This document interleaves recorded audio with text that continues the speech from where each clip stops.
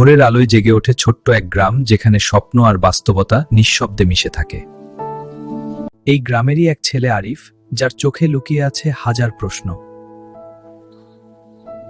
বহু বছর আগে এক বৃষ্টি ভেজা দিনে হারিয়ে গিয়েছিল তার বাবা। একদিন হঠাৎই সে খুঁজে পেল এক অদ্ভুত কাগজের বিমান। বিমানটি যেন তাকে ডাকছিল অজানা এক জগতে। আরিফ পৌঁছে গেল এক স্বপ্নের জগতে, যেখানে সবকিছুই অসম্ভব সুন্দর। সেখানে সে দেখতে পেল এক পরিচিত ছায়া। তার হৃদয় ভরে উঠল অজানা অনুভূতিতে। কিন্তু কিছু মুহূর্ত চিরকাল থাকে না। আরিফ আবার ফিরে এলো তার নিজের পৃথিবীতে।